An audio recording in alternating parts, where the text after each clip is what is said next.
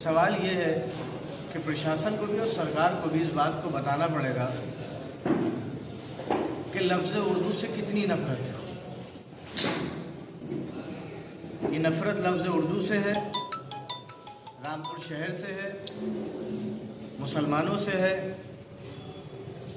इस शहर की तरक्की से है, किस चीज़ से? ये हालात है शहर के।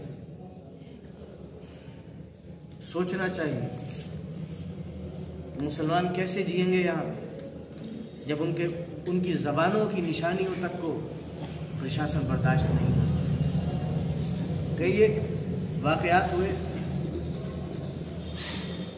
और मैं आपको ये भी बता दूं कि आज जो हुआ है वो कोई ऐसा नहीं है कोई अचानक किया गया है।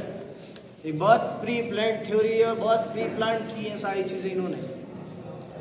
और जहाँ तक मुझे सूचना है, मुझे खबर है, मैं आपके ज़रिए समाज को ये भी बताना चाहता हूँ कि आज तो उर्दू गेट टूटा है, लेकिन प्रशासन की पूरी तैयारी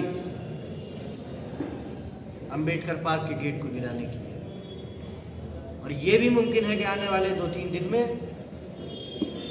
बाबा साहब भीमराव अंबेडकर की मूर्ति को भी ये प्रशासन गिराने का